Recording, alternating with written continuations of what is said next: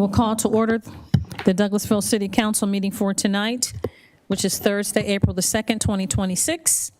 Our invocation will be done by the Reverend Dr. Francisco Artley of Poseyville Church. After that, we'll have the Pledge of Allegiance, which will be led by the Mayor Pro Tem, City Councilmember Terry Miller. Please stand for the invocation. Good evening, Madam Mayor, City Council. Today is Maundy Thursday. Today is the day that the Lord instituted Holy Communion. It's also a day to remember that we should be willing to humble ourselves enough to wash someone else's feet. And that is what Christ has called on us to do, is to love one another so much that we would be willing to bend down and wash their feet. Let us pray. Heavenly Father, Lord, I just thank you for this beautiful day, Lord. I just thank you for the mayor, the city council. I ask that you give them the guidance and wisdom to perform their duties, Lord, that you bless them. I ask, Lord, that you bless all that have come today. And Lord, as we go through Holy Week, we remember the sacrifice that you gave us, Lord, your life on the cross for us. But we also know the day will come in 3 days where you will resurrect yourself and show us that you live. You live within our hearts and our minds, that you show us love, joy, happiness, and peace, Lord. Be with the city council as they go through this meeting. Amen. Allegiance to the flag of the United States of America, and to the republic for which stands one nation under God, indivisible, with liberty and justice for all.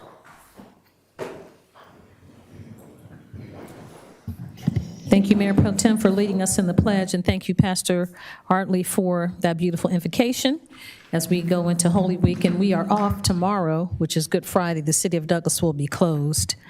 So we do have announcements. I have a presentation proclaiming April 2026 as National Safe Digging Month to represent the Douglas County Utility Coordinating Committee in Georgia 811. Is there a representative here?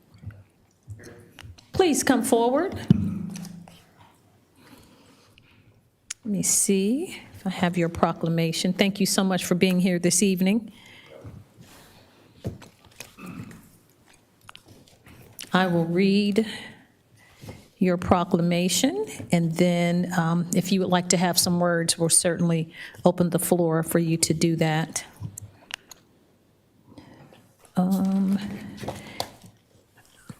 I have 4 of these. Let's see. Well, it doesn't look like, okay, let me see.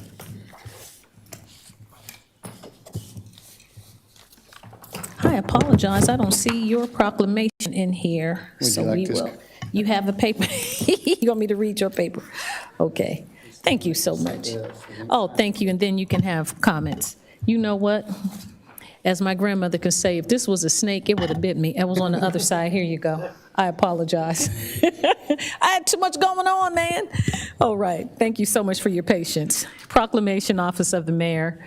Whereas underground infrastructure in Georgia is demand and damaged thousands of times each year by individuals and entities who fail to have underground utility lines properly located prior to digging, resulting in service interruptions, environmental damage, and threats to public safety.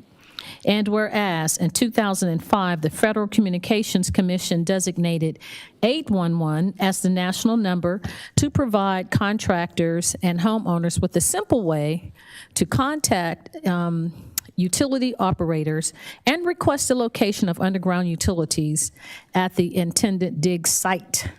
And whereas the Douglas County Utility Coordinating Committee, a stakeholder-driven organization dedicated to preventage of damage to underground utilities in Georgia, promotes the National 811 notification system and Georgia 811 to reduce these damages. And whereas damage prevention is a shared responsibility, and by using safe digging practices, contractors and homeowners in Douglasville can save time and money while helping keep our infrastructure safe and connected. Now, therefore, I, Rochelle Robinson, Mayor of the City of Douglasville, along with the City Council, do hereby proclaim the month of April 2026 as Douglasville Safe Digging Month to promote awareness of safe digging practices and encourage all contractors and homeowners to contact 811 before digging to protect lives, property, and our community's vital infrastructure. So proclaimed this second day of April 2026. Yes, sir. Please have words, and we appreciate you being here this evening. We would just like to thank the council for voting to do this. Definitely, it's important that we get the information out to people for what you said in that one paragraph about the time it takes to correct things when they've been dug up and the money it costs. And so, but not only that, the hazards of people that could be hurt by not knowing things are underground. So by calling this and the digging safely, it definitely makes things a lot better for the community and our areas. So we appreciate y'all taking this into consideration and passing it. Yes, sir. I have a testimony. Yesterday, we had the plumbing guy come out, and you all provide this in the county, which is great. I didn't even know it. So he looked on his phone, and it shows you the property lines, and it had where the water line, where it comes in, and the outtake, and all that kind of stuff. So before he had to dig, and I was praying that it wasn't a water break or pipes, and it wasn't. It was just they had to put a snake and all that stuff. But it's on the county's website and online that you can go and see where your water lines are and all those lines. So before you dig, the information is there. So we really appreciate you all doing that in the community. So it was much less with the plumber than I thought. And we were happy, but before you dig, it's important to know where your lines are. Yes, ma'am. Yes, sir. So if you don't, council members, you have any comments? If not, we're going to come around and do you mind taking a picture as we present this proclamation to you? Fine, if you want to do it now, let me get my little board thing of it. So Yes, sir. My council members, you want to give him a hand as he is coming, and then we'll come back, we'll take a picture.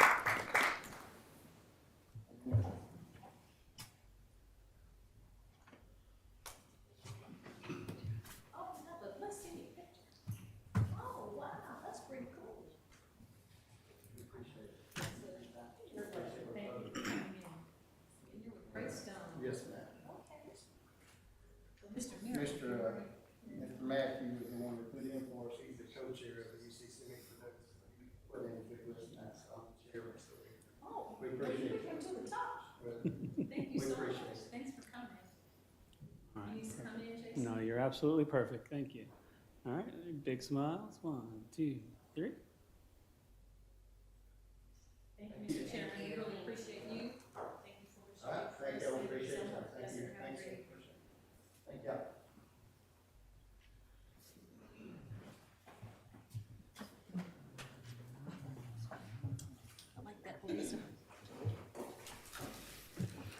All righty, thank you all so much for your patience. Before we go to each committee, we do have a special recognition and an announcement from, I'll turn it over and yield the floor to Councilmember Howard Estes to give this special recognition. Thank you, Madam Mayor. We have some exciting news in that our Mayor Pro Tem has been awarded the bronze medal by the Georgia chapter of the American Institute of Architects. And it's not like the Olympics. Bronze is as high as it gets. And I'm just going to read the description, which I think most people will understand why Terry won it. The bronze medal is bestowed upon any program, firm, institution, or AIA member that has furthered the objectives of the American Institute of Architects. The Institute works to advance our nation's quality of life. Bronze medal recipients reflect AIA's values and stand for architecture that strengthens communities, builds economic opportunities for architecture firms and architects, invests in the future of the profession and society, emphasizes sustainability in projects, and advances equity, diversity, inclusion, and human rights within the profession and the built environment. And I think after hearing that, I hope you can all understand why Terry has been selected out of all of the architects in the state of Georgia to win this award. Let's give him a hand. Congratulations. Congratulations, Mayor Pro Tem. We're very proud of you. We appreciate Councilman Estes bringing that to our attention, and we congratulate you, and we're just very proud to call you our own. Out of all the architects in the state of Georgia, I don't know how you're going to fit through the door. It's already a problem. No, I'm just kidding. But congratulations, and well-deserved, very well-deserved. You have anything you want to say? It was an honor to be nominated. So, no, I'm very proud. Thank you. Thank you. And it means all the more to be recognized by my colleagues here. Just to, I say, when you go out and practice, you try to do the best you can and try to make a difference in the world. I mean, if you can make the world a little bit better than what you found it, that's all that matters. So thank you. I appreciate that. Very good. Congratulations again. Your ceremony is when? April 18th. Okay, you have to bring back the hardware.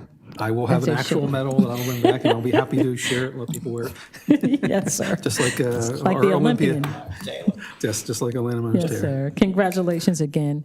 Well, thank you all so much for allowing us to do that. We'd like to give honor, show honor where honor is due. My name is Rochelle Robinson. I'm mayor of the city of Douglasville. I'd like to welcome you to our legislative work session this evening. This is a work session where agenda items are presented for discussion, and no official action will be taken on these items this evening, but the official action from the discussion from tonight will take place next Monday at 6 p.m. at our voting meeting. If the business you're here for is not listed as an agenda item, there will be ample time under the agenda item comments from citizens and delegates for you to discuss your business. There are just a few protocol items I'd like to make you aware of before we start this meeting, and I ask that you would please listen closely so there'll be no misunderstanding about how tonight's meeting will be conducted. I ask, please, that you would keep your comments and presentations on a professional level, dealing with the facts that are important for this governing body to make our decisions. We will not accept comments that are considered by the chair to be of a personal attack on any individual or group of individuals with your words we're speaking of. You will receive a warning from the chair. If you deviate from this requirement, a second deviation will result in us asking you to leave the chambers for the evening. Only one person speaking at a time. When you come to the podium, please do not applaud or react to the speaker. Speak from the audience. Cheer, carry on a conversation, turn around, talk to your neighbor. Please present all of your information to myself and council members so that we can deliberate and make our decision on Monday. I'll remind you that we're only required to accept public comments during the required public hearings. We will maintain order as the chair of the meeting. At any time of the meeting, I'm prepared to stop public comments on any agenda item if we believe the general good of the meeting will not benefit from actions being taken by the members in the audience. If you have a cell phone or electronic device, iPad, any of those items, we ask that you please put those in silent mode or turn those off until after the meeting so they will not be disruptive. Now, the agenda items will be handled in the following manner. The committee chairperson will read his or her agenda item, then that person or applicant will come forward. You give us your name and address for the record, then you can present your information. Myself, council members will possibly ask clarifying questions to help us make our decision next week, our determination based on your presentation. After that, the committee chairperson will ask for comments from the audience. If it's a public hearing, we'll have 20 minutes for those in favor, 20 minutes for those in opposition, and each person has 5 minutes to speak.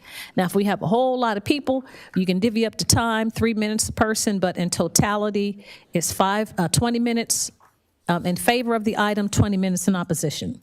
When you come to the podium, give us your name and address, again, for the record. Ms. Gina Davis, our Assistant City Clerk, to my right with the beautiful floral blouse on, will take your information. There are some speaker forms outside.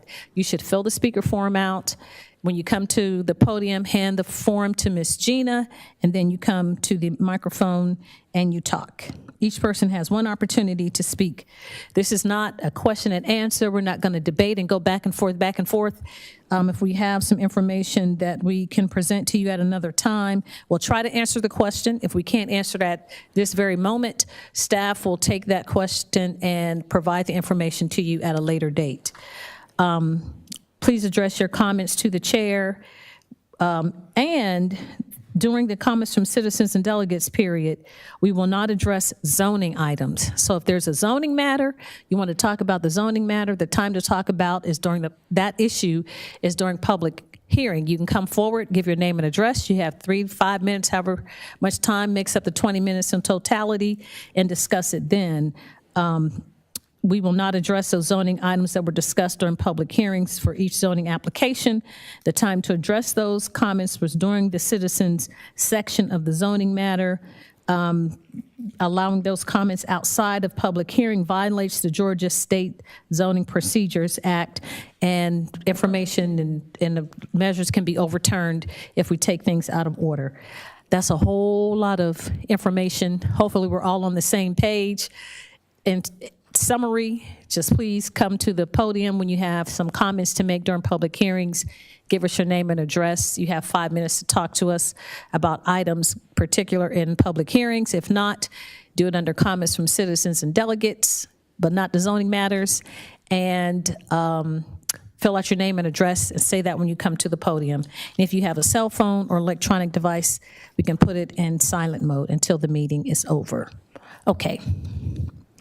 Whole lot of talking. Now, we do have items. We have a form outside if you like to, the agendas that you can pick up if you want a paper agenda, and or you can follow us on the screen. Everything is done by committees. We are at item number 5, which is Economic Development Committee. That's chaired by Mayor Pro Tem City Councilmember Terry Miller. Thank you, Madam Mayor. We have no business under the Economic Development Committee at this time. Thank you so much, Mayor Pro Tem. We'll move on then to Finance Committee, chaired by Councilmember Chris Watts. Thank you, Madam Mayor. You're welcome. We have one item tonight, authorize the mayor to sign task order number 2, proposal with AECom Technical Services, Inc. to continue preliminary engineering services for the Fairburn Road Corridor Improvements Project under the existing Master Design Engineering Services Agreement executed June 17th, 2024. And Mr. Thompson will handle this. All right.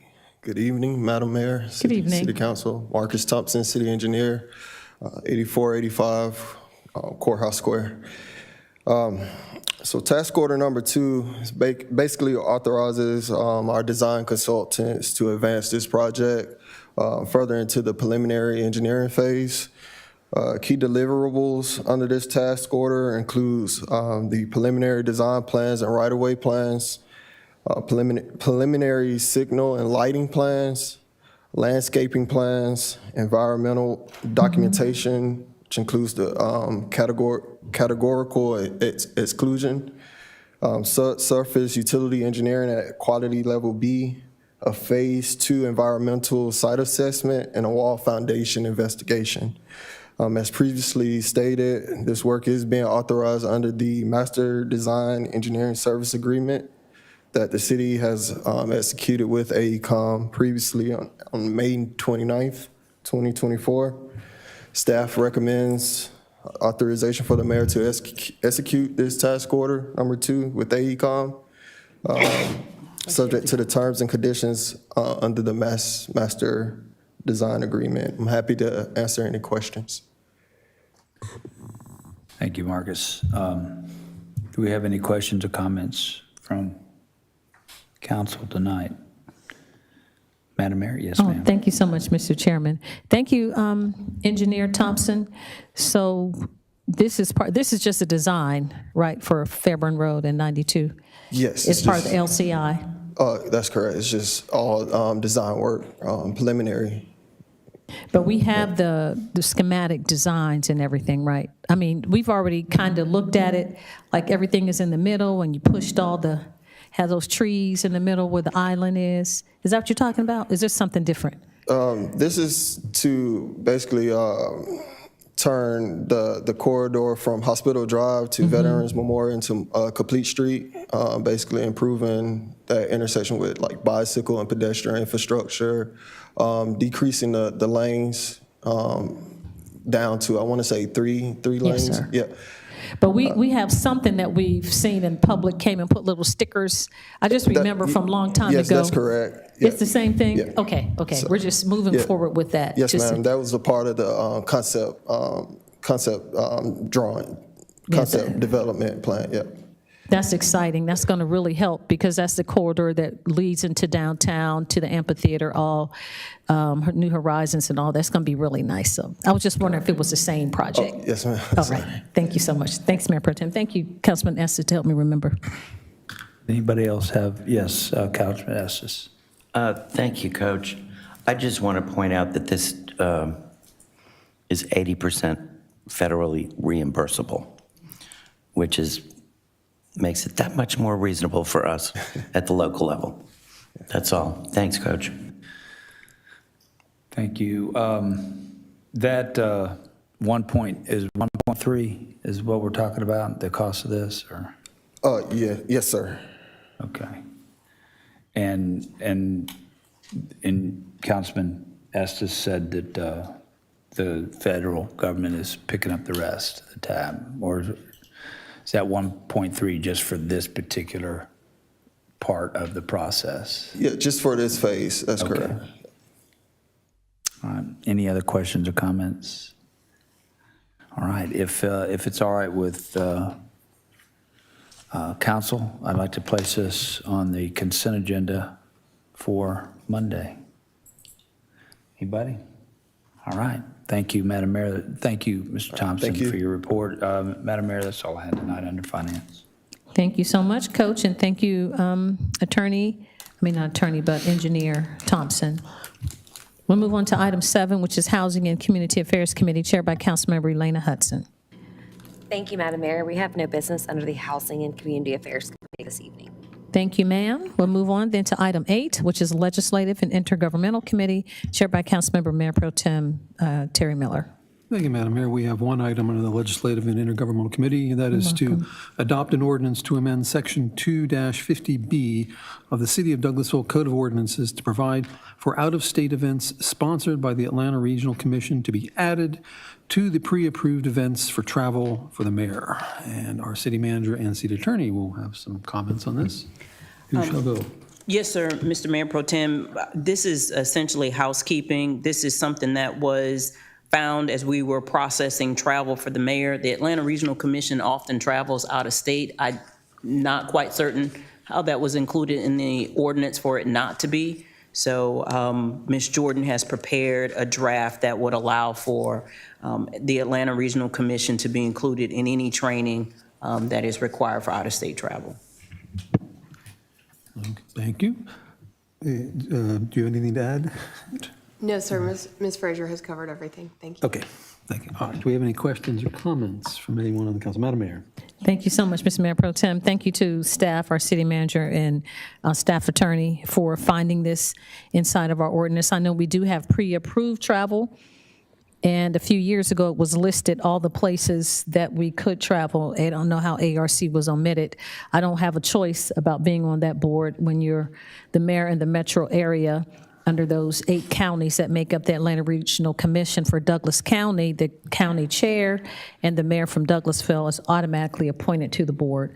So just being able to travel and do those things with ARC would be very helpful to make certain that it's covered under our travel policy. Thank you. Thank you, Madam Mayor. As we are an integral member of the Atlanta Regional Commission, and they do provide a lot of useful events and forums for the city of Douglasville and Douglas County, I see no issues with this. Is there any objection if we put this onto the consent agenda? Okay, and we will do as such. Madam Mayor, that is all we have under the Legislative Intergovernmental Committee at this time. Thank you so much, Mr. Mayor Pro Tem, and thank you again, staff. We'll move on to the next committee, which is Personnel and Organization Committee, chaired by Councilmember Howard Estes. Thank you, Madam Mayor. We have welcome. one item this evening. Item 26-069, adopt a resolution to adopt a new pay schedule with an effective date of April 7, 2026, to authorize the Human Resources Director to implement the results of the newly adopted pay schedule, to provide a one-time payment to part-time city employees, to repeal the previously adopted pay schedule, and for all purposes as stated in the resolution. And we went through the pay schedule a little while ago, but we will have Ms. Frazier walk us through this particular item. Yes, sir. Few months ago, you all adopted a pay schedule without job descriptions and job titles on it. What it did was affect the starting pay and spread for your pay schedule. So we are now at the final point. We've met with all city employees through HR. Job descriptions have been signed off on. Employees have all had their meetings, so they are prepared. We didn't have any questions or any concerns as it relates to those meetings. This is something that you all do every 3 to 5 years. It's been 6 years since we've done the last pay study. Our minimum pay has not changed. However, the minimum starting pay for police has changed as a part of this pay study, raising the minimum starting salary for police to $60,000 a year. The next time we do this will probably be somewhere around 2030, 2031, as on the schedule. So on behalf of the city employees, we do appreciate you all's diligence in continuing to make certain that the city of Douglasville is competitive as it relates to pay. Thank you, Ms. Frazier. I think I speak for everybody up here when I say that that is one of our prime focuses up here, is to make sure that our staff is treated fairly and well. Does anybody up here have any questions or comments? Okay, seeing none, I would like to ask that this be put on the consent agenda as well for Monday. And that is all we have for personnel and organization this evening, Madam Mayor. Thank you. You're welcome. Thank you so much, Chairman Estes. We appreciate you bringing that Personnel Organization Committee information to us. We appreciate staff and especially our Human Resources Department, our City Manager, Ms. Marcia Frazier, and Ms. Colleen Forster in the HR Department in helping us to stay competitive as a entity. And we do appreciate all of the employees, all the staff that work for the city of Douglasville. We hope that this is part of what will help you feel appreciated and seen as a member of this governmental family, not just your pay, but the whole culture of the city of Douglasville. So we're very proud, and we want to be fair as an employer to the community. So thank you so much for having this, and we're excited to roll it out in the next pay cycle. We'll move on to Planning and Development Committee. That's chaired by Councilmember Nicole Miller. Thank you, Madam Mayor. You're welcome. Good evening. This evening, some of the items on our agenda will require a public hearing. Before we begin those items, I'd like to briefly review the procedures we will follow to ensure an orderly and fair process. These hearings are conducted in accordance with the Georgia Zoning Procedures Act. As elected officials, it is our responsibility to ensure that all applications are reviewed fairly, impartially, and in accordance with the city's zoning ordinances and adopted land use policies. For each zoning item requiring a public hearing, we will begin with a presentation from city staff outlining the request and any relevant findings. The applicant will then have an opportunity to speak. Following those presentations, mayor and council may ask questions of both staff and the applicant. After that, we will open the floor to public comment.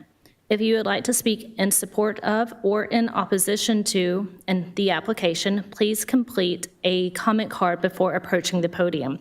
Comment cards are located near the entrance of the room and should be submitted to the city clerk before your turn to speak. Please include your name and address and the item that you wish to address, and if possible, any specific questions you would like staff to follow up on. All comments should be made respectfully and directed to the chair. When you speak, please begin by stating your name, your address for the record. If you ask a question, please understand that we will not respond immediately during the public comment portion. Instead, staff will attempt to address all questions at once before the close of the public comment, provided the information is readily available. Each speaker will be allowed to speak up to 5 minutes. We will allocate 20 minutes for comments and support and 20 minutes for those in opposition to. This is not a debate. Interruptions, outbursts, and other disruptions will not be permitted. There's a general public comment period at the end of the meeting tonight, but the City Council cannot hear additional public comment during the general public comment portion for a specific zoning item where the public hearing has already taken place for that zoning item. The mayor will cut any public comment off that refers back to a specific zoning item. As a reminder, the mayor has requested that there be no applause or other demonstrations during the meeting. Please ensure that electronic devices are silenced, and anyone who disrupts the proceedings will be asked to leave. And with all of that, we can now proceed. Our first item is item number 26-077. Says to hold a public hearing and request for a change in zoning from OI Office Industrial District to GC General Commercial District for 2.26 acres located at 950 Bob Arnold Boulevard in land lot 678, District 18, Section 2, Parcel ID 0008, application by Sams, Larkin, and Huff. And I believe Ms. Chelsea Tubbs is going to go over this item with us. Good evening, Mayor and Council. Chelsea Tubbs, 6758 Spring Street, Planning and Zoning Administrator. The property at 950 Bob Arnold is requesting a rezoning change from O&I to GC. This property previously came before Council in November 2018 for a land use change to allow the development of a senior care facility. Prior to the approval, the site operated as a hotel. The current request seeks a zoning change to permit the property to return back to the original use of a hotel. The proposal includes an 86-room hotel with 110 parking spaces, including 5 designated handicap accessible spaces. The applicant intends to utilize the existing structure for the proposed development. Around the development and both city and county parcels are commercial zoning designations and hotels. Additionally, on March 3rd, 2026, the Planning Commission proposed a recommended condition to you all. The proposed condition is to ensure a seamless transition for current residents from the existing senior care facility during the conversion of the property to a hotel if approved. The condition is proposed because there are still residents living within the current building. And that concludes. Thank you, Ms. Tubbs. Thank you. Before the applicant comes up, Madam Mayor, Council, do you guys have questions of Ms. Chelsea Tubbs? Did we hear this before? Something similar. 2018, I believe she said, is when it was a hotel, and we saw this application to convert it to senior housing. And now it's flip-flopped, and we're seeing it to revert it back to a hotel.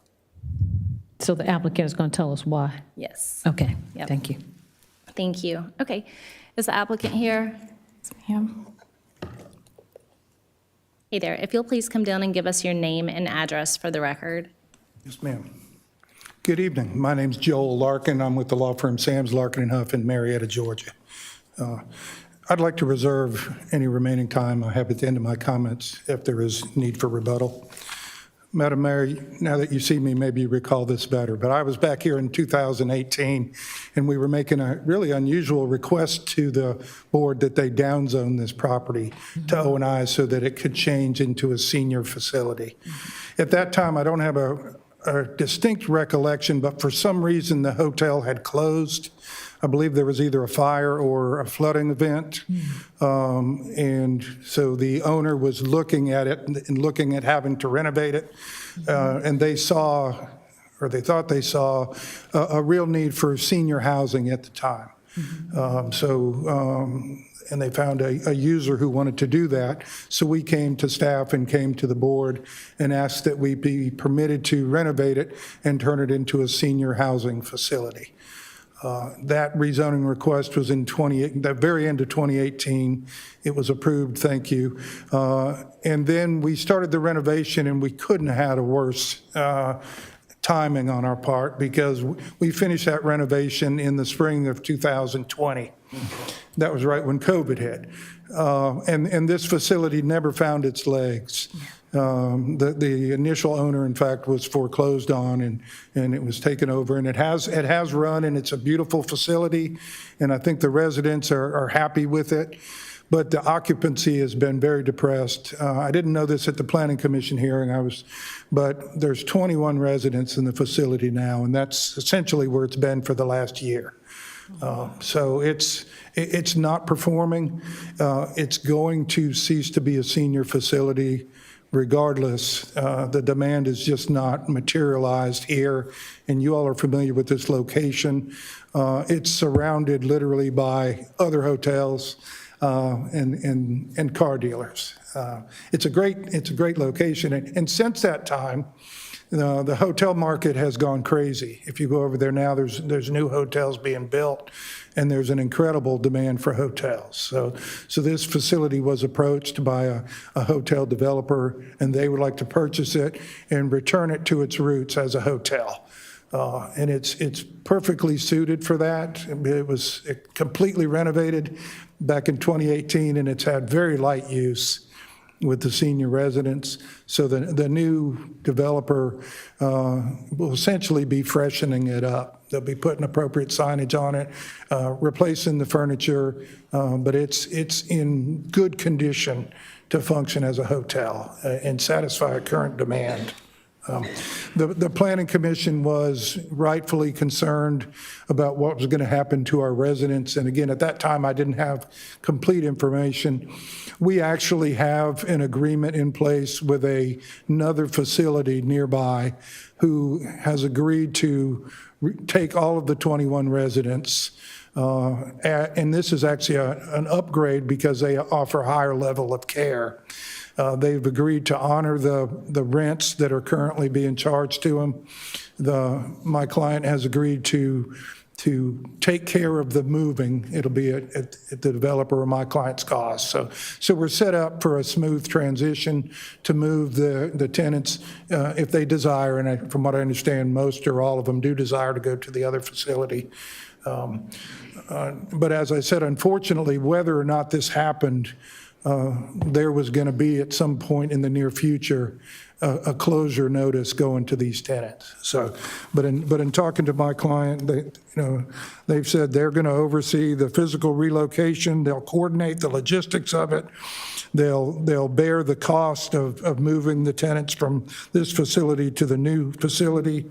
The rents will remain the same. There's additional services that are a higher level. There's some medical at the other facility as these folks age that's not offered currently. So this is a win-win, I think, for the city of Douglasville, for the residents, and it maybe teaches us a lesson. When a property's zoned general commercial, don't downzone it to O&I, something more restrictive. This is a general commercial area, and the people who built the hotel in the beginning, they knew what they were doing, and probably but for the event that required the renovation back in 2018, it probably would have stayed a hotel. But we ask that you give this property a mulligan and let it return to its roots as a hotel. And as it is, like I said, the physical plant is in great shape. The parking lot's in great shape. I know the new hotel brand is requiring that the blacktop be resurfaced and restriped, or at least restriped. But I went out there and it looks great. We don't have a situation where it's in a state of disrepair. So I think it'll be an asset to the city, and otherwise it might end up being like it was in 2018. I looked at the old staff report, and there was chain link fencing all around it, and it was closed, and I don't think any of us want to see that happen. So I'm happy to respond to any questions you have tonight, or if you think of something between now and the vote on Monday. And with that, I'd like to reserve any remaining time I have. Thank you. Thank you so much for that presentation. I know you answered a lot of my questions during that time as far as, occupancy rating and what's going to happen to the seniors. So I'm glad that you guys have a plan in place for that, because I think that was our biggest concern when we were discussing it earlier. I was curious about the time frame on this. Have any idea? The purchasers are always optimistic, so let me give you that caveat. But we were supposed to be heard last month, and I think there was a quorum issue. They were telling me then that if you get this zoned, we'll be open by 4th of July. I didn't believe them then, but they're wanting to be open by the fall, or certainly by the end of the year. Okay, that sounds lovely. And can you share with us what the flag is? Sure. The names are so familiar, so I'm going to read it to you. Okay.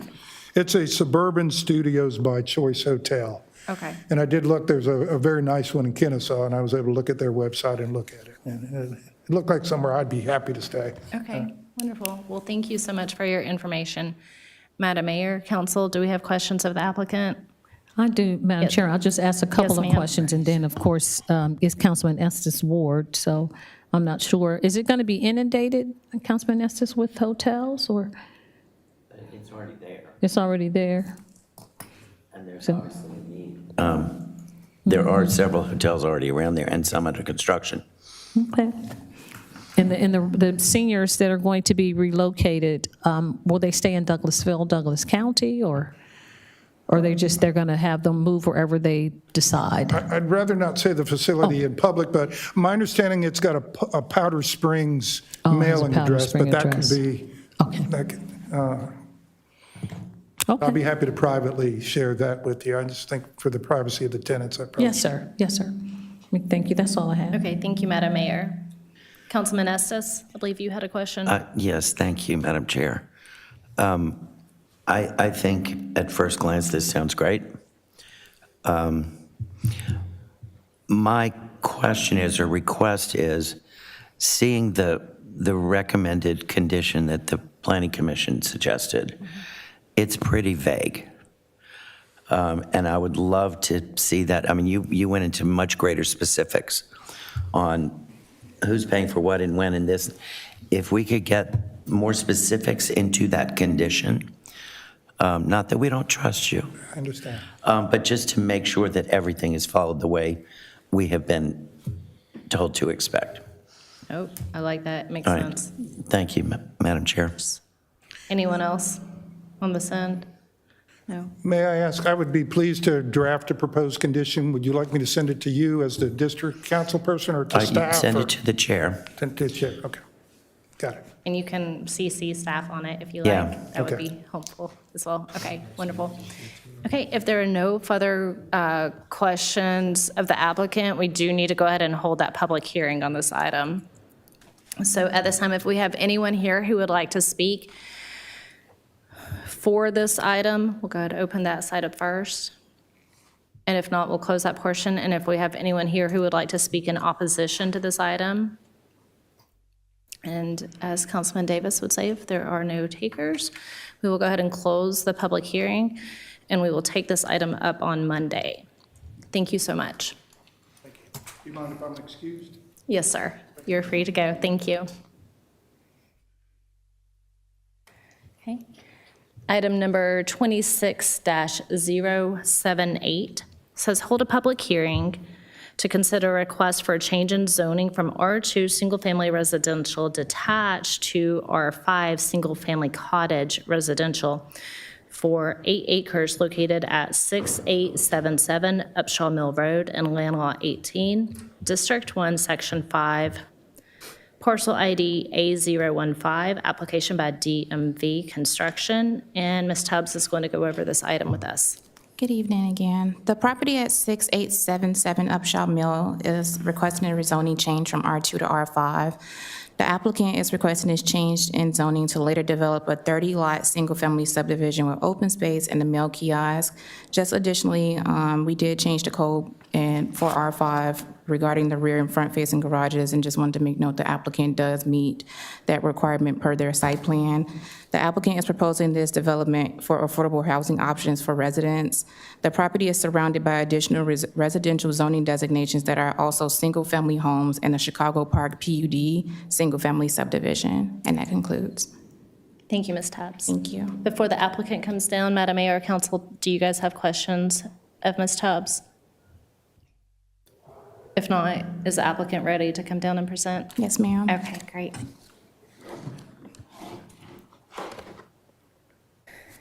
And if you'll please give us your name and address for the record. Tony Harris, 185 Whitetail Court, Fayetteville, Georgia, and good afternoon. Go ahead. You want to give me? I'm sorry. My name is Keith Miner. I'm actually the owner of the property at 6877 Chalmere Road. Okay, I'm hoping you guys can see our PowerPoint. Basically, what we're doing is changing this from R2 to R5, And that is for affordable housing reasons, because at R2 is zoned for like 2 houses per acre. And if you build 2 houses per acre based on a half an acre lot, the house is going to be very expensive. And so we're asking that you guys allow us to rezone it to R5, and that way we can get about 4 houses per acre and make them more affordable. Because like I said, with affordable housing today in America, it's just hard to find affordable housing. And if, like I said, if you put something there with a half an acre, 3,500 square foot house, now you're talking about $500,000, $600,000, and that's just not affordable in my eyes. So that's why we want to rezone it to get, the density higher for affordability. And also it's benefits to this, for the city as well too, on tax basis. It's going to bring money into your city. We definitely, they call it cottages, and me personally, I don't like the word cottage because it makes it seem like it's just really small, but it's just a regular single family house, right around 1,800, 2,500 square feet. So that's pretty much what we are respectfully asking to do. Also too, the owner is here, which he is from your community. So I am just the person that's executing, the work and the design and all of that type of stuff. But this is actually someone from your community that's doing it. I know most of the time you have a developer coming in just buying land and developing it, but this is, I feel, personal to your community. So do you want to say anything? No, just glad. It feels good to be able to put back into the community. And we pray that this is something that's positive to the north side of Douglasville. You guys have done a beautiful job with the park. The park did not look like that when I was coming up as a kid. So it's great. So I'm just happy to be a part of this. Thank you so much. And if you guys have any questions for us, please. Yep. I'm sure we do. And so I believe it said in here, was it 30 or 32 units that you're aiming for? It's actually 30. 30, okay. Yes. I think I saw both. And you said 1,800 to 2,500 square foot. Yeah. Are these homes going to be for sale or for rent? Strictly for sale. Okay. Because we want to build, I can't think of the right word for it, but we want to be an ownership, not rental, for people to have, to leave legacies for their families and stuff. So this would definitely be for ownership. Okay, very good. Ooh, and would you guys be open to, or are you already planning on an HOA with a possible rental cap? Well, we definitely will have an HOA in there. Okay. Unfortunately, we would be the developer, and, we will put in whatever conditions that you guys, if you guys have recommendations, but we don't plan to put anything in there about renting. It's supposed to be ownership. Of Right. course, sometimes you can't stop it. Sometimes that happens, Yeah, right. sometimes. So we can control to the best of our ability going in, but once the HOA take over, it's kind of up to them, but it would never be from us. It would never be rentals.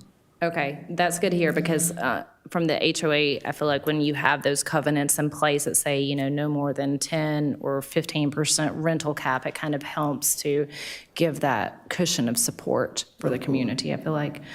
And how many different floor plans are you using? We're going to use about 3 to 4 different floor plans. And yes, and to your prior comment, we have no problem with putting, language in there to make sure we try to minimize any rentals. I appreciate it, thank you. No problem. And on your garages, will they all be 2-car garage Yes. and up? Okay, so no single-car garages? No, ma'am. And with amenities, I know you mentioned the mail kiosk. Will there be any other amenities? At this time, no, there won't be any other amenities. I mean, there are parks and stuff that's close. 8 acres, it sounds like a lot, but it's a very small piece of property. So, it's just going to be almost impossible because we got to put detention ponds and all of that type of stuff there as well. Okay. I think that's all the questions that I have at this time. I would like to yield to Madam Mayor and Council. Anyone? Madam Mayor? Thank you so much, Madam Chairman. Thank you all so much for coming in this evening. We appreciate you wanting to invest into the city of Douglasville and continue to build on the legacy and what we started. So we're excited to have new development and new horizons on the north side of the city, where I lived for 22 years before we sold and moved downtown to a empty nester. But I'll reserve a lot of my comments for the North New Horizons council members to ask. But I thank you so much for investing. So amenities, maybe a walking trail or something to get to the park to easily. Sorry for cutting you off, but there will be buffer zones around the entire property. Yes, so sir. That's easy to create if, go into those buffer zones and put walking trails. We have no problem with that at all. Trying to find some place for people to go and sit down and maybe, I know we don't read, right? We're going to get our phones, but maybe sit down and read, have a little chair or something, or just, some walking so you can stay healthy in the area. So we appreciate it. But I do see it's 8 acres, 30 units, and 4 per acre. So 4 times. It's 30. It like comes out to 26, 32, but it would be no more than 30. Because if you look at the site plan, it shows 30 lots. And like I said, it's a detention pond that we have to put in. So we couldn't get to that 32, not and do it the right way. And that's the only way we plan to do it is the right way. Yes, sir. So it's really less than 5 per acre. It's really 4, but a little spillover. But you all are making expansion for your detention ponds and all that stuff too. Yes, ma'am. So thank you so much. Appreciate it. And the price point?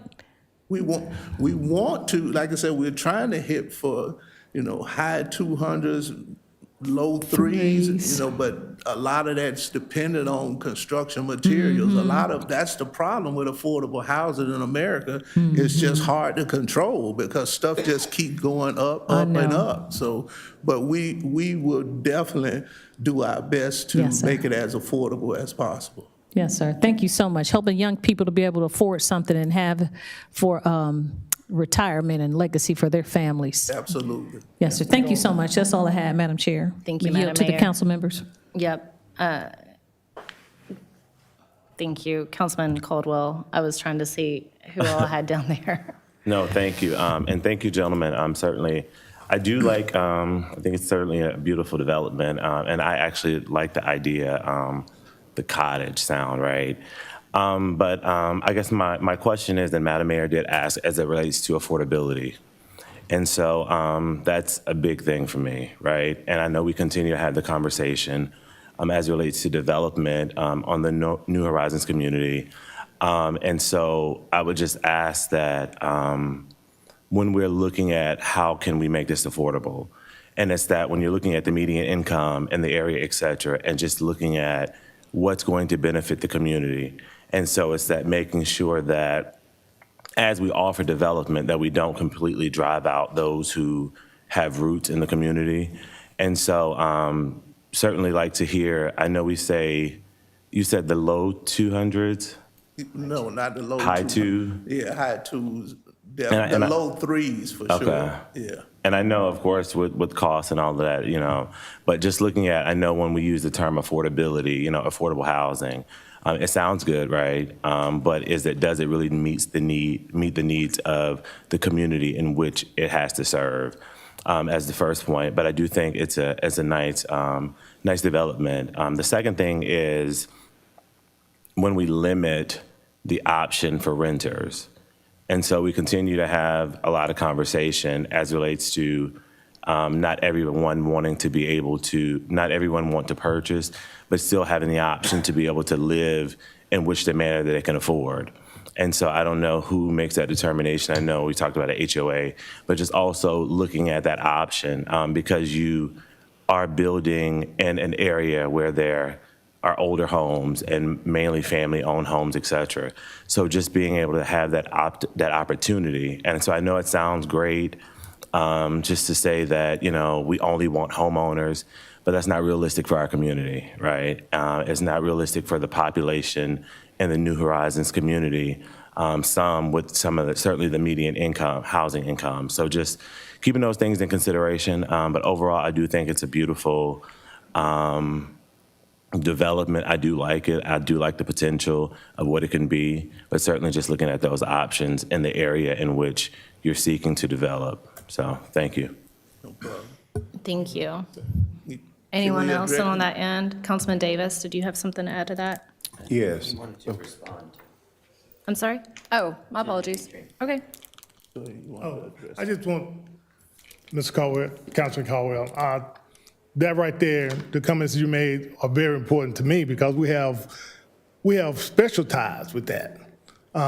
Yes, money, everybody wants to make money, but when you use the word affordability, what is that in today's time? And we wanted something positive in the community. Like Mr. Harris said, it all depends on how it's been built, the prices of everything, but nobody's trying to build a $400,000 or $500,000 home. That's the area I came from. That was the price range I was in coming up. So that comment you made is very important to me and my family in what we do and what we provide for the north side of Douglas County.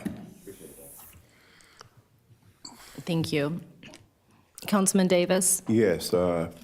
Thank you, Keith, for coming home with your project and with the Willing Worker Park and with this at the dead end street. Maybe we can jumpstart some more community back in there. And I went down and I rode back, and then it's going to be beautiful in there. And with the connectivity to the Willing Worker Park, it's going to be a great thing for the New Horizon community.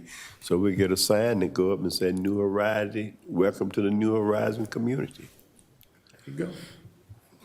Thank you. Thank you for that. Mayor Pro Tem? Madam Chair, just a couple quick things. It is a cul-de-sac, but I get it. There's not really much you can do. There's no really, it's a small piece of property, so you really can't connect it to any other street. I get that. But I'll make sure I'm reading this correctly. It looks like you've got several alleyways behind two of the rows of houses. So you're providing for rear garages on those. Looks like 20 out of the 30 are going to have rear garages. Is that correct? Yes, sir. Okay. I commend you for thinking through. Plus, I think it's also a requirement. But I commend you for doing it, because that will give a much nicer, especially that you did it along the main entryway in and out of the development, because that's really your little main street there, and that allows you to put porches on those houses. Absolutely. I'm assuming you have porches. I think it's showing on some of the drawings, giving it a real traditional community feel. So that's very important. I'm glad to see that, because this neighborhood deserves that. So thank you for that. Thank you, Madam Chair.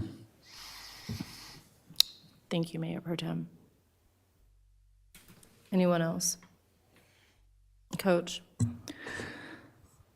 I just wanted to ask, I know in the past, some R5 proposals have come to us, and because of topography, it's made it difficult to follow through with R5. So I was wondering, I don't know what the topography is on that particular acreage. Have y'all looked at it? Is it conducive to the type of plan that you've got with the rear entry? Because we've had some R5 that have come back to us because the topography didn't allow for some of the rear entry and things like that. As from what I see now, I don't think we would have any topography issues. If you guys approve this, then we'll get into the sewer, and that can sometimes, it could be deeper in some places, shallower in some places, but from what I see right now, we don't have any topography issues. Thank you. You're welcome. Thank you for that. Anyone else? Okay. At this time, let's go ahead and open up that public hearing. If we have anyone here who would like to speak in favor of this item, if you'll please come down and give us your name and address for the record. And if not, if we have anyone here who would like to speak in opposition to this item. And if there are no takers, we'll go ahead and close that portion of, Okay, I just saw hands waving, I wasn't sure, but let's go ahead and close that public comment. Ms. Tubbs, did you have something to add to it? Yes, ma'am. Staff is proposing a condition of a 20% rental cap to limit no more than 6 homes.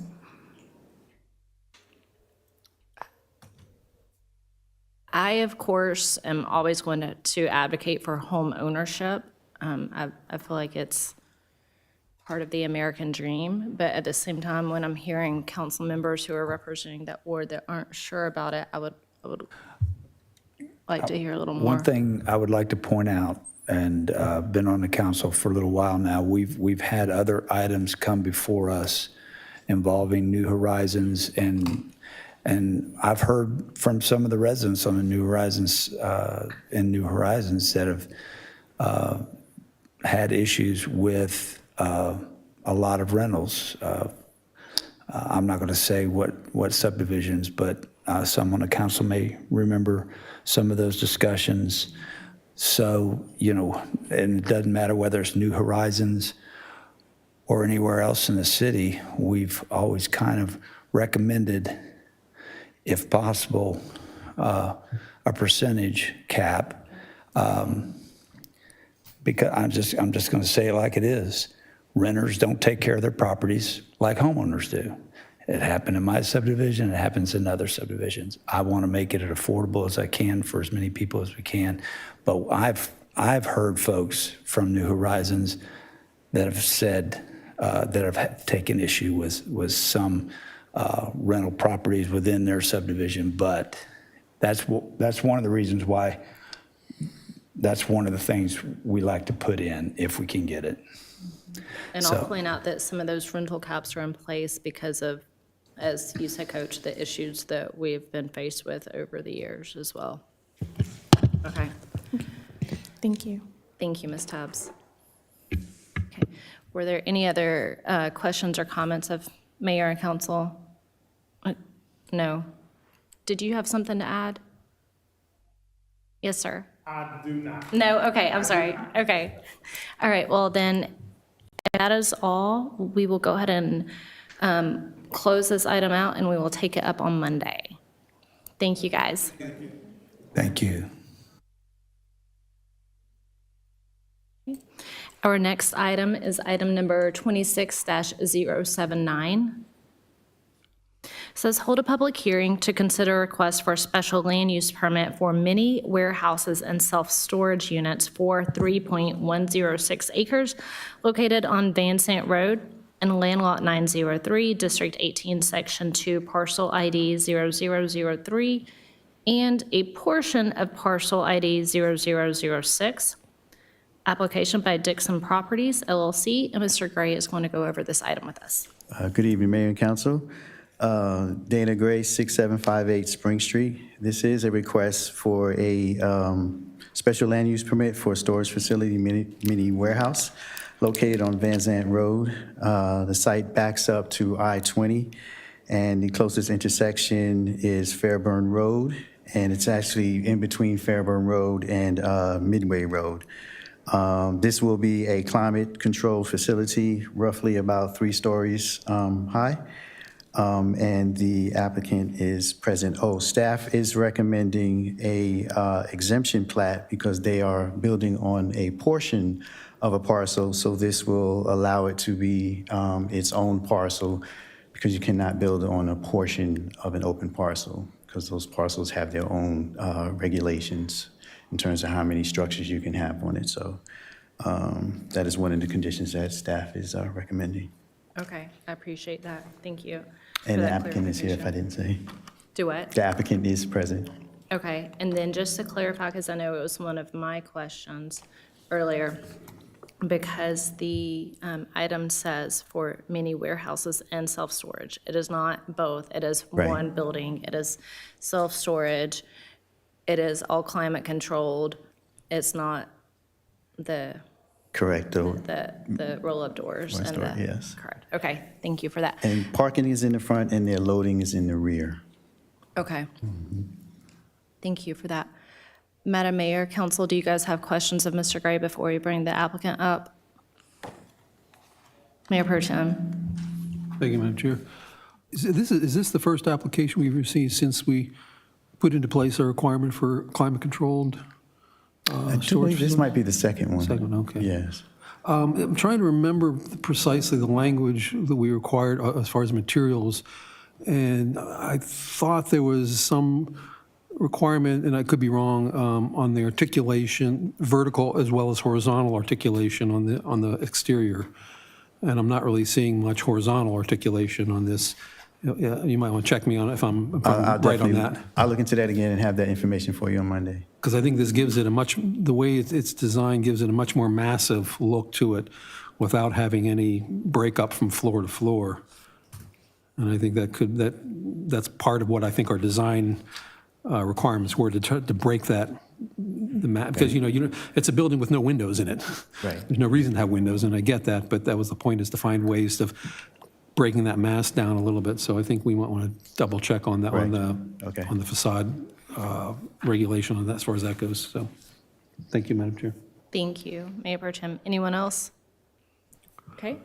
At this time, if the applicant would like to come down. And if you'll please give us your name and address for the record.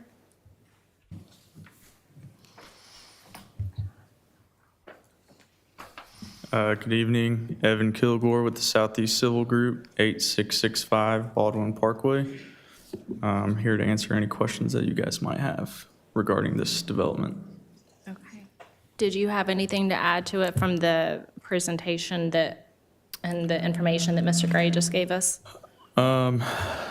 No, not really, but in regard to the building facade, I can't speak much on it, but it will comply with the UDC or the codes that the city of Douglasville requires. Okay. Thank you for that.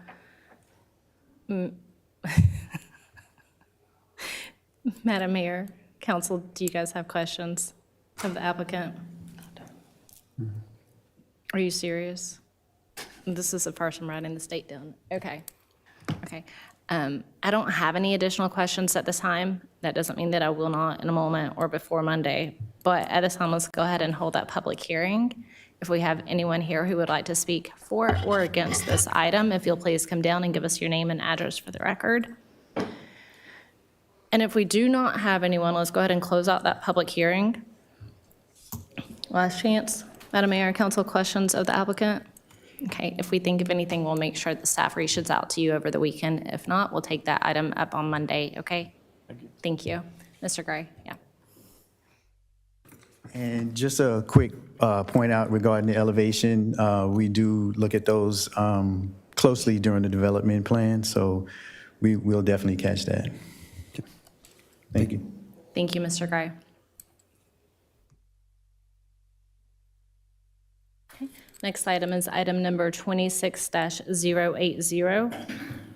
Says to hold a public hearing and consider request for a variance from section 8.01 of the Unified Development Ordinance to reduce the required parking from 40 spaces to 30 spaces for 3.106 acres located on Van Sant Road and Land Lot 903, District 18, Section 2, Parcel ID 0003, and a portion of Parcel ID 0006, application by Dixon Properties LLC. Mr. Gray, I forgot that we had an additional.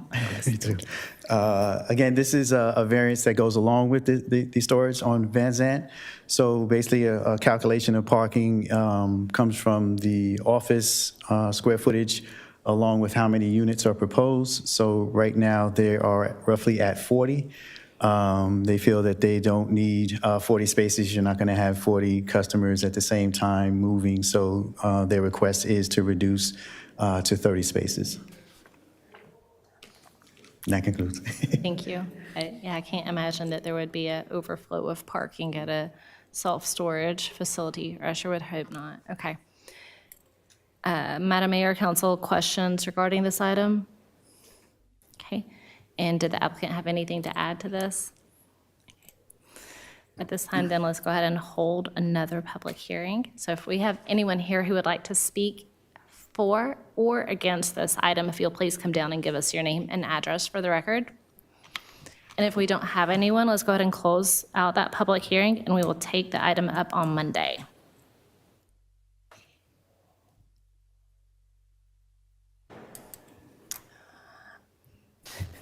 Item number 26-101 says to hold a public hearing and to consider a request for a variance from section 3.07C of the Unified Development Ordinance to reduce the required 60% of rear-facing garages and to increase the required 40% of front-facing garages for property located at 8763 Elma Street and Land Lot 22, District 1, Section 5, Parcel ID B009, application by Stonewall Builders, LLC.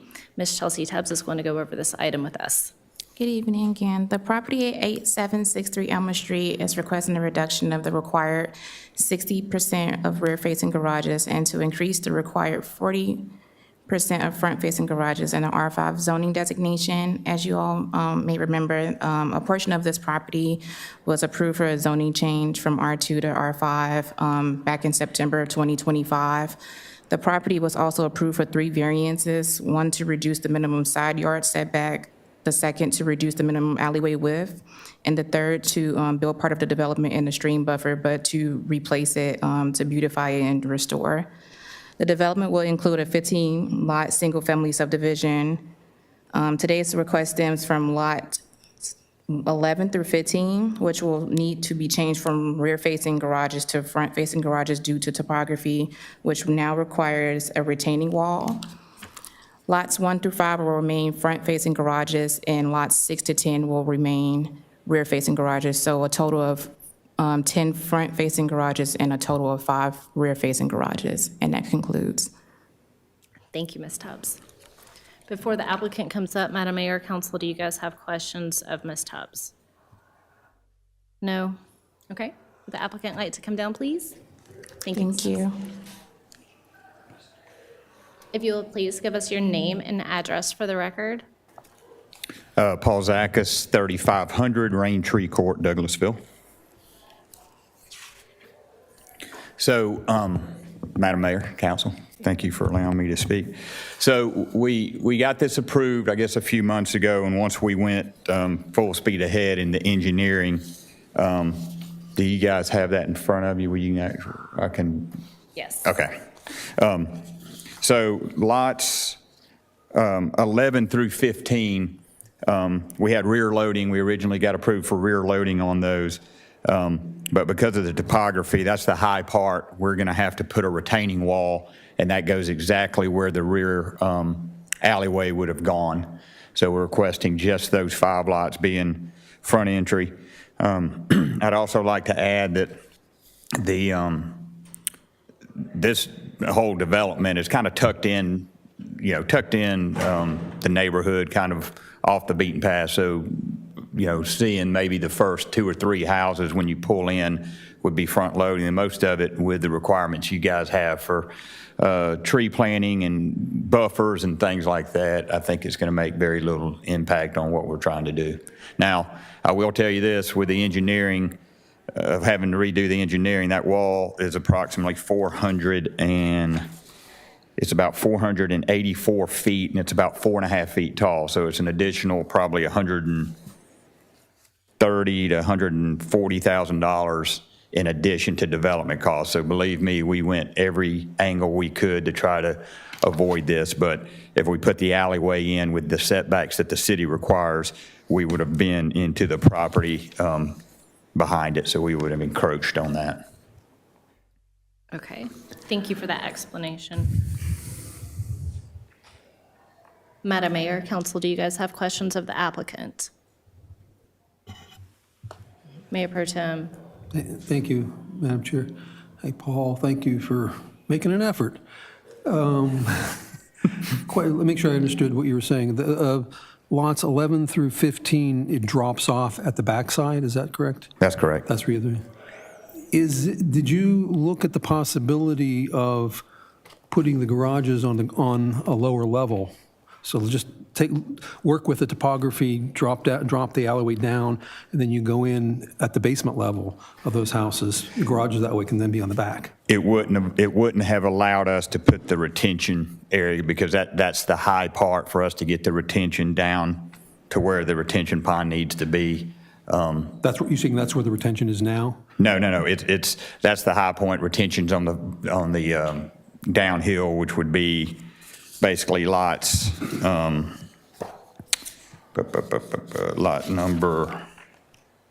Lot 5 and lot. So it's on that lower part if you've got the final plat. So can't really read the numbers. Is that topography going down at that point or going yes, up? That's it's going down left to right. Correct. Okay. And if we would have put the alleyway in and tried to build the wall to go lower, we're going to encroach with the requirements that you guys want a setback on the wall. We would encroach on the property behind it. I see. Yeah, that's what I'm trying to look at this as there's a potential solution in there I'm trying to see if there was a potential solution. You're saying that the retaining wall, did you look at that as a possibility to put a lower level? Yeah, and it was a no from the engineer. What do those engineers know? What's that? What do those engineers know? Some of my best friends are engineers. Okay.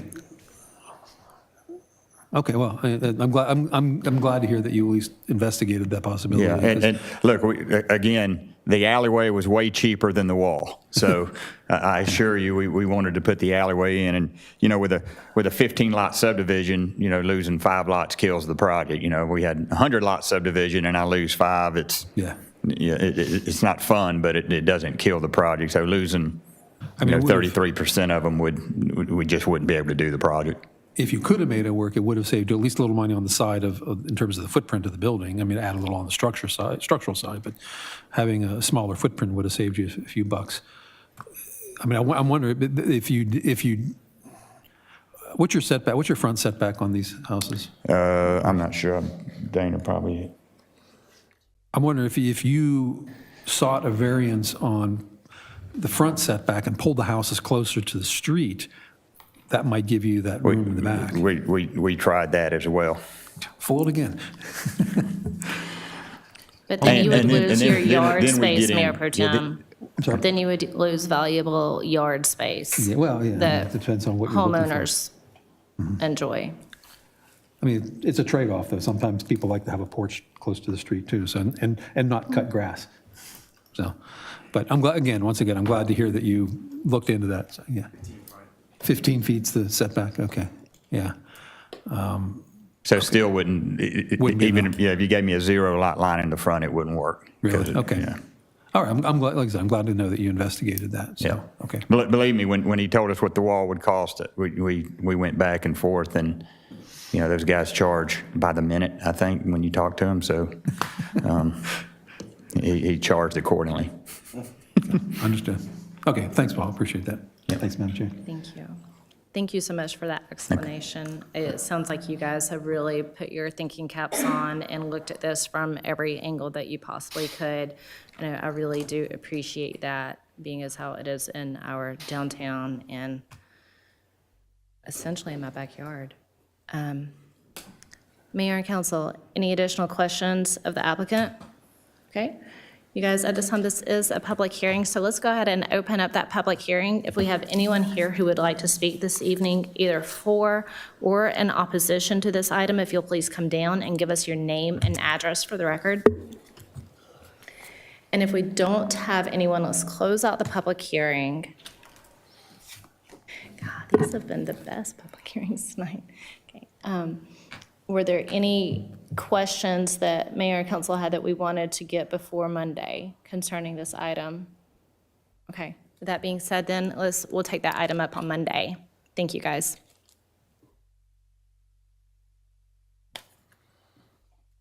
Item number 26-105 says to consider whether to accept the petition of We Partner Group LLC and HRC Engineers to annex 9.32 acres of land located at 3154 Bright Star Road in Land Lot 131, District 2, Section 5, Parcel ID 0077, Douglas County, Georgia, into the city limits of the city of Douglasville.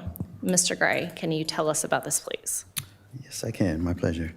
Again, this is to accept and to move this item forward to Douglas County for review for an annexation. The applicant is proposing to develop a 67 townhomes with that particular lot. They're also proposing 151 parking spaces, but they're giving 280. This parcel that is located in the county is zoned residential low density, and the applicant would like to rezone to PRD, which is Planned Residential Development. And that concludes. Thank you, Mr. Gray. Can you tell me the outlying area that the city has around that? What is our future land use map for that area surrounding? Boy, I knew this. I had it written down.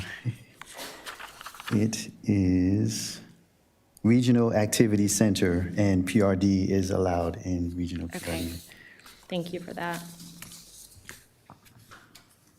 Coach, you got a question?